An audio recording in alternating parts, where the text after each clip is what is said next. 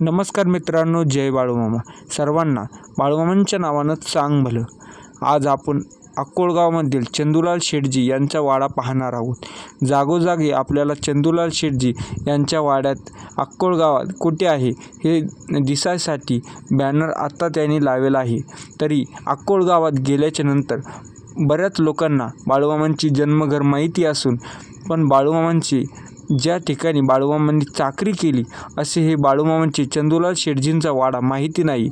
अक्कोळगाव गेल्याच्या नंतर शाळेजवळ तिथे बोर्ड लावलेला आहे. चंदूलाल शेटजी वाड्याची बाळूमामांची आठवण. बाळूमामांचे बालपण इतर मुलापेक्षा वेगळे होते. त्यांचे वागणे सुधारावे आणि त्यांना कामाचे वळण लागावे म्हणून वडील मायप्पांनी त्यांना अक्कोळ येथील जैन व्यापारी चंदूलाल शेटजी यांच्याकडे चाकरीस ठेवले. बाळूमामांनी शेटजींची घरात बकऱ्या मेंढ्या राखण्यात चारा घेऊन जात असत. काम करताना ते काटेरी बाभळ्यांच्या झाडाखाली विश्रांती घेत असत. शेटजीच्या गोठ्यातील एका कोपऱ्यात बाळूमामांना राहत असत. त्यांनी जेवण्यासाठी एक फुटकी थाळी देण्यात आली होती. बाळूमामा त्यांनी त्याच थाळी जेवण झाल्यानंतर ती स्वतः स्वच्छ ठेवून असत. याच ठिकाणी जोडलेली एक प्रसिद्ध आख्यायिका आहे. एकदा चंदूलाल शेटजी यांच्या आईने थाळीतून तेजस्वी प्रकाश येताना पाहिले. तिने थाळीकडे पाहिले असताना थाळीत जैन मंदिराचे दर्शन झाले सांगितले आहे. या घटनेने बाळूमामांनी ज्या थाळीत जेवण केले होते त्या थाळी बदलण्याचा प्रसंग आला आणि त्यानंतर बाळूमामांनी शेटजीची घर सोडण्याची चरित्रकथा सांगितली जाते. मित्रांनो, आता आपण चंदूलाल शेटजी यांच्या वाड्यात आलेलो आहोत आणि या वाड्यात बाळूमामांचा जो ओरिजिनल फोटो आहे तो इथे दिसायला मिळतो. आणि चंदूलाल शेटजी यांचा जो मुलगा होता ताराचंद, हे ताराचंद यांचे पुत्र असून ते आजोबा ताराचंद यांचे पुत्र असून त्यांचा पुत्र जे आपल्याला आज माहिती सांगणार आहे. मित्रांनो, आता बाळूमामाच्या वाड्यामध्ये आपण त्यांची संपूर्ण माहिती आज आपण या व्हिडिओत पाहणार आहोत. ती आपल्याला सविस्तर माहिती देत आहे. आधी पहिलं घर होते पूर्वीचे घर. आता आमचा वाडा घर वाटली फुलं एक खोडलं होतं खाली. पहिलं जसं आहे तसंच. हा पहिलं आहे असं पहिलं जेवढं थोडी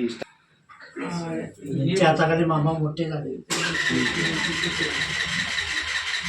हे माझे आई वडील आजोबाचा मी नाव. तुमची आई वडील? हा, आई वडील.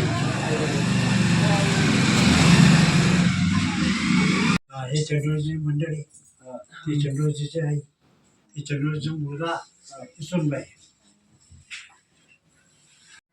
वरी खिडक्या लागल्या समजा.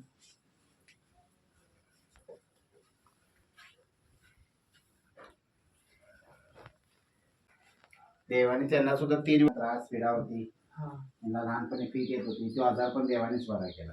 मामांचा लय मोठा आशीर्वाद आहे या शेटजींच्या नातूंना. हो हो. तुमचे वडील? वडील माझे.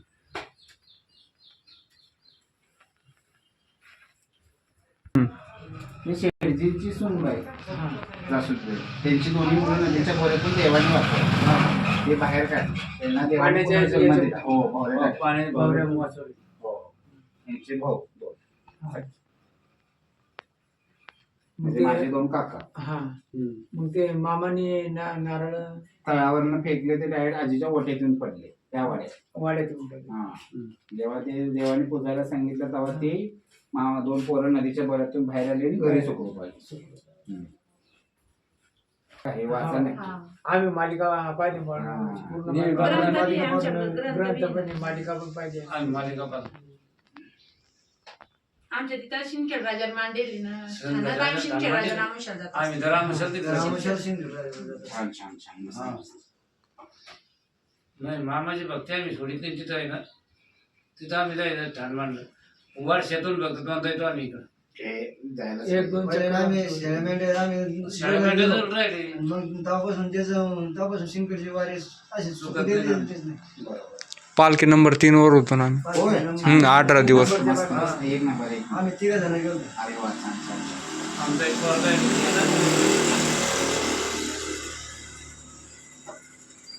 तिथं पण यायला योगायोग लागतो. हा येत जावा असंच जेवढ्या ठिकाणी आता तुमची जाता असाल तिथं प्रत्येकाने बी सांगत जावा. शेटजीचा वाडा अजून ओपन आहे. हा. कधी आला तर एकदा दर्शनाचा भाग घ्या म्हणून सांगा. सांगू ना बरोबर. पहिल्या बारसनाला चांग बरं.